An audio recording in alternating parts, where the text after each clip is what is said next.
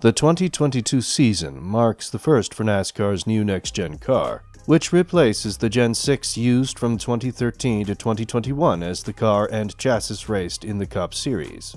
In the development of the next-gen car, there was some talk of whether or not the car was as safe as the previous two generations of Cup Series car. That's why NASCAR is to implement safety improvements to next-gen car in 2023 after meeting with drivers. So, what's wrong with the NASCAR Next Gen Cars, and what changes is NASCAR doing in Next Gen Cars? Let's dig deeper into it. The main goals of the Next Gen was to cut costs, and in doing so, the new car was made to be durable and withstand crashes without being destroyed, so that teams need only a 7-car fleet for the 38 race seasons. But the NASCAR drivers have concerns about Next Gen.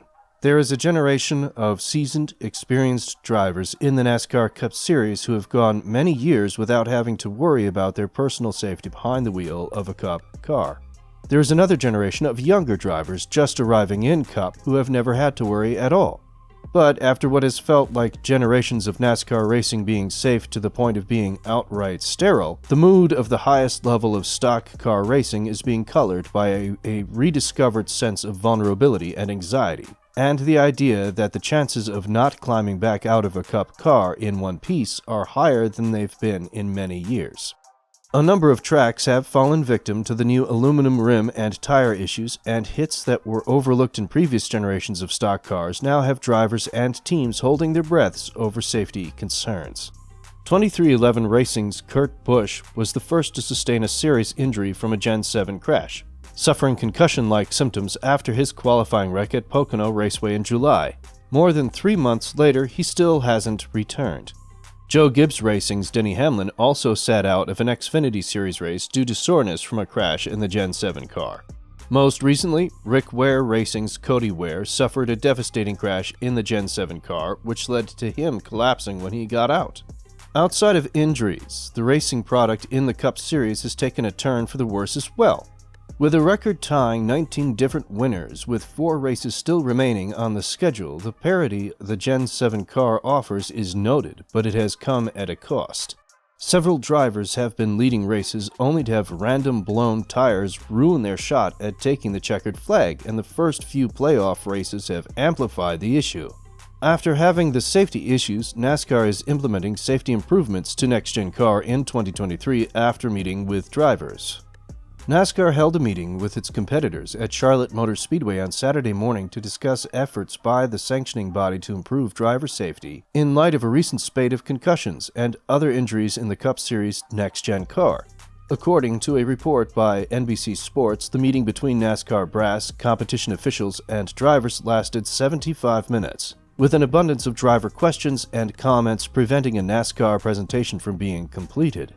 The most major development to come out of the meeting was the confirmation that NASCAR would make changes to the next-gen car in 2023, giving it a new rear bumper structure and rear clip in order to address concerns with the car not crumpling in rear impacts and transferring too much force to the driver.